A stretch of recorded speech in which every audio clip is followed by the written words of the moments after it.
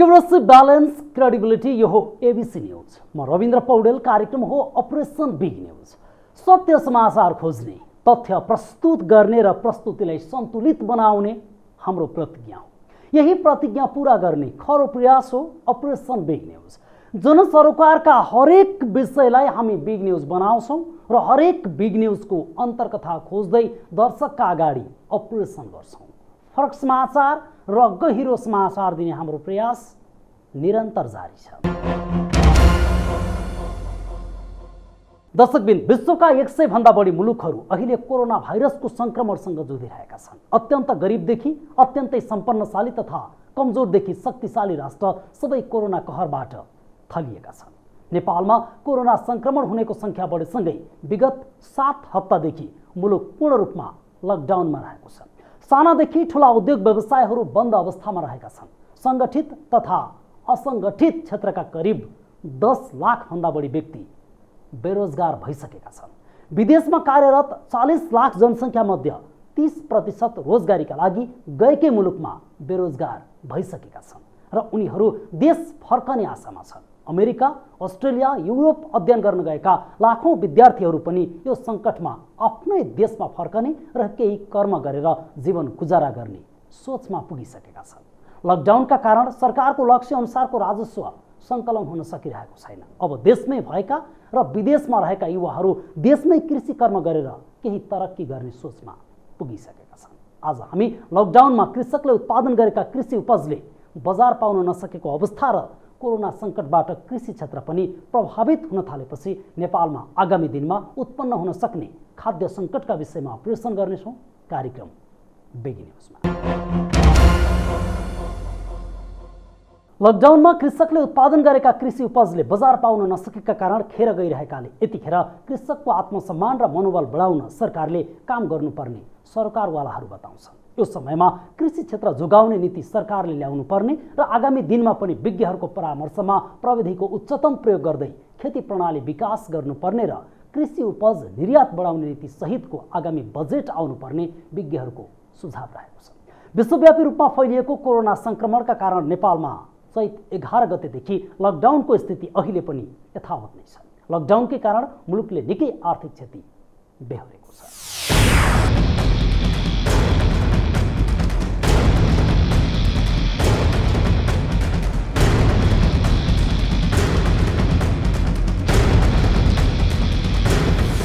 विश्वव्यापी रूपमा फैलिएको कोरोना संक्रमणको कारण नेपालमा चैत 11 गतेदेखि लकडाउनको स्थिति छ। अझै वैशाख 25 गतेसम्म घोषित लकडाउनको मिति कायमै छ भने त्यसपछिको अवस्थामा पनि सीमित क्षेत्र खोलेर मुलुकको कयौं स्थानमा लकडाउन कायम राख्न सक्ने गरी सरकारी तयारी अगाडि बढेको छ। लकडाउनको कारण मुलुकले निकै आर्थिक क्षति बेहोरेको छ। कृषि लगायत सबै क्षेत्रमा समस्याहरू सृजना भएका छन्। कृषकहरू मारमा परेका छन्, जसले गर्दा नेपालमा भविष्यमा खाद्य सङ्कट आउन सक्ने अड्कलबाजी भइसकेको छ र लकडाउनको समयमा कृषिलाई जोगाइराख्न निकै ठूलो चुनौती देखिएको छ। सरकारी तयारी पनि सुस्त छ, तर कृषि प्रधान देश भए पनि कृषिलाई हेलाको दृष्टिले हेर्ने नेपाली समाजलाई यो समयले कृषिको महत्त्व र आवश्यकताका बारेमा भने राम्रैसँग सिकाएको छ। यसर्थ सरकारले पनि भावी दिनमा कृषि क्षेत्रको विकासको निम्ति उचित नीति कार्यक्रम ल्याउन सकेमा देशको खाद्य सङ्कट टर्नेछ भने त्यसले भावी दिनमा देशको अर्थतन्त्रलाई मजबुत बनाउनेछ। आजको आवश्यकतालाई पनि परिपूर्ति गर्दै सरकारले दीर्घकालीन रूपमा कृषिबाट देशलाई आत्मनिर्भर बनाउन र देशको अर्थतन्त्रलाई विकसित गराउन योजना बनाउने अवसर प्राप्त भएको छ। आज देशका विभिन्न ठाउँमा उत्पादन भएका कृषि उपज माछा, मासु, तरकारी र खाद्यान्न कुहिएको अवस्थामा छ। बजारसम्म पुग्न सकेको छैन। उता उपभोक्ताहरू अभावमा छन्। भारतीय बजारबाट आएका तरकारी खान बाध्य छन्। यस्तो अवस्थामा नेपालका कृषि उपजलाई बजारसम्म पुर्याउन सरकारले ध्यान दिनुपर्ने कृषकहरू बताइरहेका छन्। नेपाली कृषकको उत्पादनलाई खेर जान नदिन उनीहरूले अनुरोध गरिरहेका छन्। उसले नियमित रूपमा गोठमा पालेका वस्तुहरूलाई खानेकुराहरूमा चाहिँ उसलाई सहज रूपमा उपलब्ध गराउन सकेन। खोरमा पालिएका कुखुराहरूलाई सहज रूपमा दाना उपलब्ध गराउन सकेन। नियमित रूपमा प्राकृतिक रूपमा उम्रिएका फल्दै गरेका बालीहरू चाहिँ तपाईँको फलफुल तरकारी लगायतका चिजहरू चाहिँ त्यहीँ कुहिनुपर्ने अवस्थाको सृजना भयो। नयाँ बालीहरू पुराना बालीहरू भित्राउने क्रममा उसलाई जस्तो तराई लगायतका धेरै ठाउँहरूमा श्रमिकहरूको चाहिँ अभावका कारणले गर्दा उनीहरू निकै ठुलो क्षतिहरू बिहोर्नु पर्यो। यो सबै कुरा हेर्दाखेरि चाहिँ भित्र्याउने बाली, विशेष गरेर यो हिउँदे बाली भित्र्याउने मुख्य सिजन र बर्खे बाली लगाउने सिजन पनि भएको हुँदा अब अहिले त्यो चाहिँ अब अहिले चाहिँ अब कसरी त्यो चाहिँ नयाँ बिउहरू प्राप्त गर्ने, कसरी चाहिँ नयाँ प्रविधिहरू प्राप्त गर्ने भन्ने कुरा एउटा खालको तनाव, मलहरू कसरी सर्वसुलभ रूपमा प्राप्त गर्ने भन्ने तनाव फेरि किसान वर्गलाई चाहिँ त्यो अर्को सुरु भइसकेको छ। हुन त कृषि क्षेत्रप्रति नेपाली समाज र सरकारको हेयको दृष्टि आज मात्रै होइन, हिजोदेखि नै उस्तै रहेको छ। अब विभिन्न मुलुकबाट खाद्यान्न लगायतका दैनिक उपभोग्य वस्तु बाहिर नजाने स्थिति आइरहेको बेला नेपाल आत्मनिर्भर भएन भने नेपालमा धेरै अभाव हुन सक्छ। यसको निम्ति सरकारले आत्मनिर्भरताको नीति अपनाउँदै कृषकको आत्मसम्मान र हौसला प्रदान गर्न आवश्यक छ। कोभिड-19 को असरबाट झन्डै 10 लाख नेपाली फर्केको र खेतीयोग्य जमिन कम हुँदै गइरहेको बेलामा थोरै जमिनबाट धेरै उत्पादन गर्नुपर्ने बाध्यता रहेको छ। त्यसैले परम्परागत रूपबाट मात्र खेती नगरी ज्ञान विज्ञान र प्रविधिको प्रयोग र विज्ञहरूको अनुभव र सल्लाह लिँदै खेती गर्नुपर्नेमा विज्ञहरू जोड दिन्छन्। विज्ञ चाहिँ नि त्यो व्यक्तिलाई भन्छु जसले पढेर गरे हुनु पर्यो। सफलतापूर्वक उसले त्यो कार्य सम्पादन, धान उत्पादन गरेछ कि मकै छ कि माछा गरेछ कि पढेर गरे त्यस्ता विज्ञहरूको राय सल्लाह लिन पर्यो भन्छु के तपाईँको। बिउ मल सिँचाइ सहुलियतमा ऋण पाएन भन्नुहुन्छ, विज्ञ पाएन भनेर किसानले भन्नुहुन्न। व्यावसायिक रूपमा जानु पर्यो हामीले। हेर्नुहोस् अब जस्तै हाम्रो खेती प्रणाली भने कस्तो छ भने थोरै जग्गा छ, त्यसमा नि के छ, जे पनि छ, त्यहाँ खाद्यान्न बालिन्छ, तरकारी छ, फलफुल छ, कुखुरा भेडा बाख्रा सबै लगाएको छ। अनि कोही नै गर्ने त्यो चाहिँ व्यावसायिक खेती, त्यो त खेती प्रणालीलाई हिसाब त ठिक भयो, तर व्यावसायिकताको रूपमा जान गर्न पर्यो। यान्त्रिकरणको कुरा नि गरिरहेछौँ हामीले। नेपाली कृषि उत्पादनको कुरा त छँदैछ, बजार व्यवस्थापनको कुरामा पनि सरकारले ध्यान दिनुपर्ने सरकारवालाहरू बताइरहेका छन्। नेपालमा पारिवारिक खेती प्रणाली बढी भएकाले लकडाउनको समयमा पनि आवश्यक भौतिक दूरी र स्वास्थ्य सचेतता अपनाउँदै खेती गर्न जारी राख्नुपर्ने र सहरमा कौशी खेती गर्नुपर्ने आवश्यकता रहेको औल्याइएको छ। बजार विस्तार भए कृषकलाई न्याय हुने भन्दै कृषि उपज निर्यात गर्ने र कृषिमा उच्चतम प्रविधिको प्रयोग गर्ने विषय पनि आगामी बजेटमा समावेश हुनुपर्ने उच्च स्तरीय भूमि सुधार आयोगका पूर्व संयोजक केशव बडाल बताउनुहुन्छ। उत्पादकलाई विशेष ढङ्गले अरू प्रोटेक्सनमा भन्दिनँ। अहिलेको परिस्थितिमा म के भन्छु भने आयात जे हुन पाउँछ त्यो निर्यात हुन पाउनु पर्यो। त्यो चाहिँ हाम्रो छिमेकी राष्ट्रसँग वार्ता हुनु पर्यो, कुराकानी हुनु पर्यो र उत्पादनलाई प्रोत्साहन गर्नु पर्यो। प्रविधि हैन, प्रविधिलाई विकास नगरिकन अब प्रतिस्पर्धी हामी हुन सक्दैनौँ र प्रविधि सहितको अगाडि बढाउनु पर्छ। र यो कोरोनाको कहरबाट एउटा के भयो भन्दाखेरि हामी कसरी यस्तो अवस्थामा पनि सस्टेन गर्ने, अगाडि बढ्ने भन्ने कुरोको निम्ति चाहिँ विशेष आउनुपर्छ र भर्खरै आउन लागेको बजेटमा पनि यी कुरा सम्बोधन हुनुपर्छ भन्ने मलाई लाग्छ। यो समय खेती गर्ने समय पनि हो, प्रमुख खाद्यान्न बाली धानको ब्याड राख्ने समय पनि हो, सिजन अनुसारको तरकारी लगाउने समय पनि हो। तर मल, बिउ, प्रविधि लगायतका सामग्री नपाउँदा कृषकहरू रनाभुल्लमा परेका छन् र आगामी दिनमा सङ्कट निश्चित रूपमा निम्तनेछ। त्यसो त आज उत्पादन भएका कृषि उपज पनि बिक्री हुन सकेका छैनन्। उपभोक्ताको माग छ तर आपूर्ति छैन। माग र आपूर्ति बीचमा सरकारको भूमिका पनि प्रभावकारी हुन सकेको छैन। कृषि क्षेत्रको वर्तमान समस्यालाई समाधान गर्दै दीर्घकालीन रूपमा कृषिको स्तरोन्नति गर्न र देशलाई आत्मनिर्भर बनाउँदै आर्थिक समृद्धिमा मुलुकलाई लैजान सरकारले यसै बेला ध्यान पुर्याउन आवश्यक छ। एबिसी रिपोर्टर विक्रम रत्न, काठमाडौँ।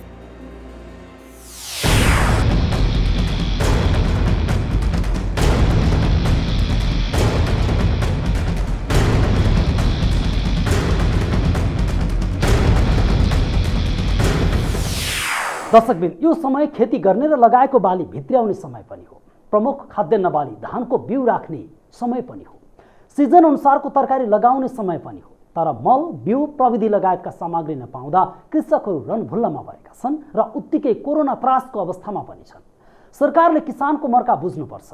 आज खाद्यान्न उत्पादन हुन सकेन भने भोलिको दिनमा खाद्य सङ्कट आउन सक्छ। खाद्य सङ्कट आउन नदिन सरकारले अघिल्यैदेखि नै योजना निर्माण गर्नुपर्छ। उत्पादित कृषि सामग्रीको बजार व्यवस्थापन समेत हुन सकेको छैन।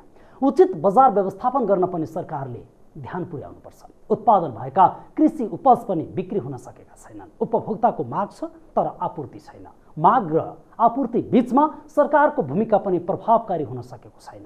कृषि क्षेत्रको वर्तमान समस्यालाई समाधान गर्दै दीर्घकालीन रूपमा कृषि क्षेत्रको स्तर उन्नति गर्न र देशलाई आत्मनिर्भर बनाउँदै आर्थिक समृद्धिमा मुलुकलाई लैजान सरकारले ध्यान पुर्याउनै पर्छ। थप विश्लेषण गर्नेछौँ केही बेरको ब्रेकपछि। ब्रेकपछि स्वागत छ, तपाईँ बिग न्युजमा हुनुहुन्छ। दर्शकबिन, कोरोना सङ्कटबाट कृषि क्षेत्र पनि प्रभावित हुन थालेपछि नेपालमा आगामी दिनमा खाद्यान्न सङ्कट निम्तिने हो कि भन्ने चिन्ता व्यक्त हुन थालेका छन्। छिमेकी मुलुक भारतले खाद्य निर्यातमा लगाएको रोक र सरकारले तत्कालका लागि किसान र कृषि क्षेत्रको निम्ति स्पष्ट नीति बनाउन नसकेकाले खाद्यान्न सङ्कट निम्तिन सक्ने सरकारवालाको बुझाइ छ। उत्पादन वृद्धिका लागि वैज्ञानिक कृषि सहित खेती प्रणालीमा सामूहिकता र आधुनिकीकरण हुन सके खाद्य सङ्कट टर्न सक्छ। कोरोना सङ्क्रमण र लकडाउनका कारण देशको अर्थतन्त्रमा असर पुगेको छ। घर बाहिर निस्कन नहुने, बाहिर समूहमा काम गर्न नहुने स्थितिमा काम गर्न असहज हुँदा देशको आर्थिक उपार्जनमा समस्या देखा परेको हो। कोरोना महामारीका कारण देशमा आगामी दिनमा खाद्य सङ्कट आइपर्ने हो कि भन्ने आशंका उब्जिन थालेका छन्।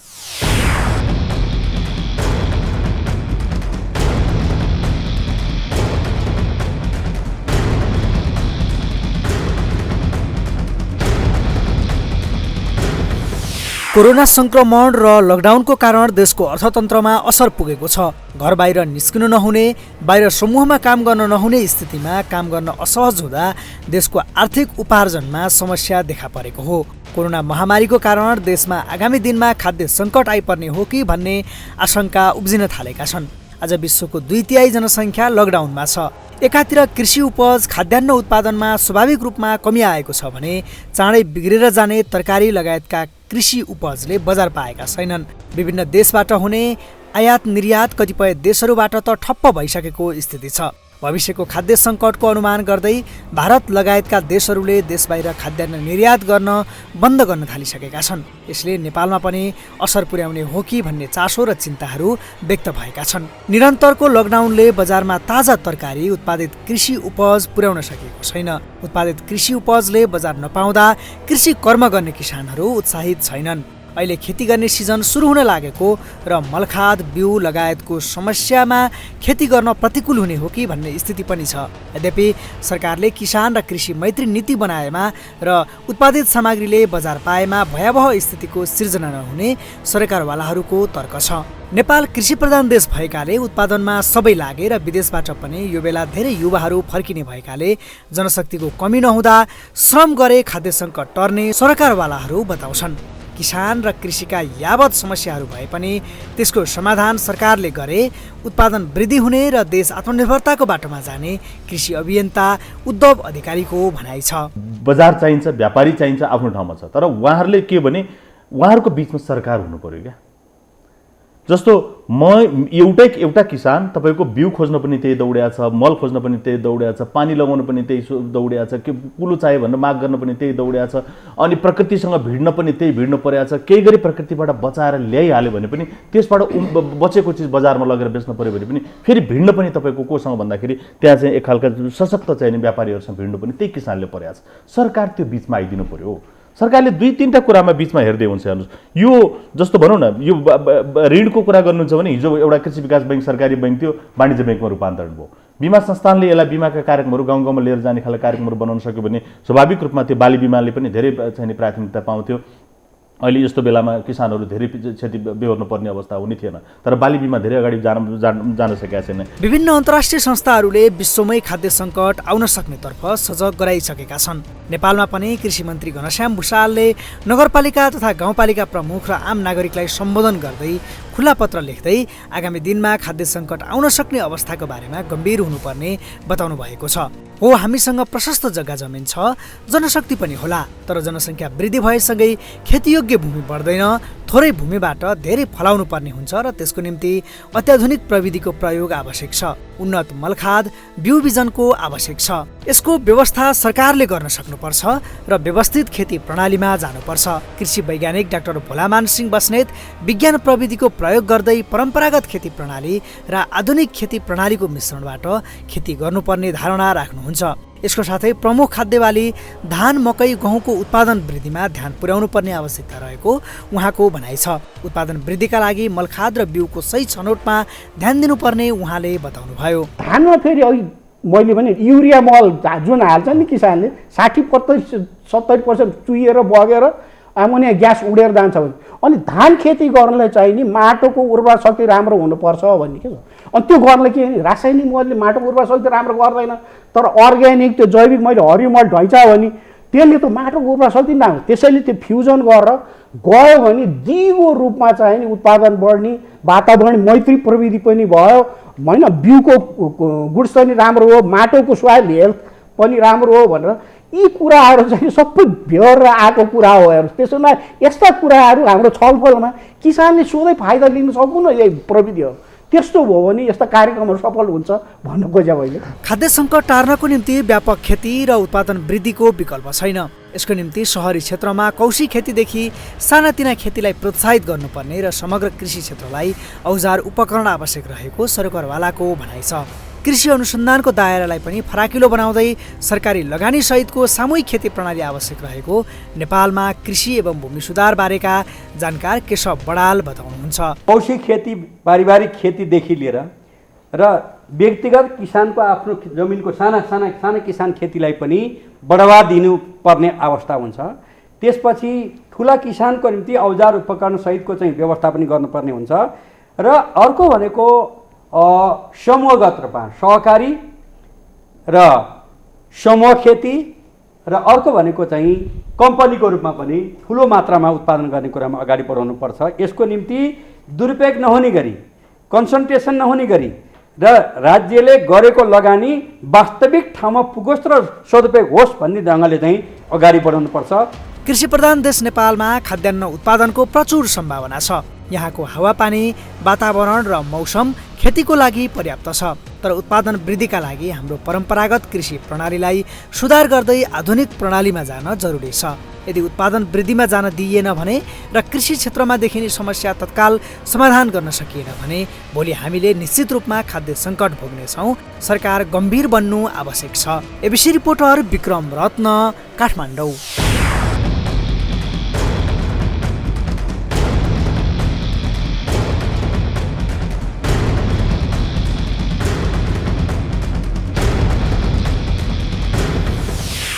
नेपालमा कृषि उत्पादनको प्रचुर सम्भावना रहेको छ र पनि सम्भावना अनुसार खेतीपाती गर्न सकिएको छैन। नेपाली हावापानी, वातावरण र मौसम खेतीका लागि अनुकूल छ। उत्पादन वृद्धिका लागि हाम्रो परम्परागत कृषि प्रणालीलाई सुधार गर्दै आधुनिक प्रणालीमा जान जरुरी छ। मेसिनमा आधारित खेती प्रणाली अपनाउने, व्यावसायिक खेती प्रणाली अपनाउन सकियो भने उत्पादन वृद्धि जरुर हुनेछ र खाद्य सङ्कट टर्दै आर्थिक आय आर्जनको पाटो पनि खुल्दै जानेछ। देशको समृद्धिको मार्ग पनि कृषिले नै खोल्न सक्ने अपार सम्भावना रहेको छ। यदि उत्पादन वृद्धिमा ध्यान दिइएन भने र कृषि क्षेत्रमा देखिने समस्या तत्काल समाधान गर्न सकिएन भने भोलि हामीले निश्चित रूपमा खाद्य सङ्कट भोग्नुपर्ने अवस्था आउन सक्छ। सरकारले उचित नीति बनाएर अघि बढ्नुपर्छ भने आम नागरिकले पनि केवल कुरा मात्रै होइन, श्रममा विश्वास गरेर कृषि कर्मलाई व्यावसायिक बनाउनतर्फ लाग्नुपर्छ। अब कृषि क्रान्तिमा होमिनेको विकल्प पनि छैन। अपरेसन आज सकिन्छ, भोलि अर्को बिग न्युजको अपरेसन गर्नेछौँ। गाउँ सहर दुनियाँ ब्याउँछाउने हाम्रो अभियान जारी छ। तपाईँ एबिसी न्युज सँगै रहनुहोला। नमस्ते।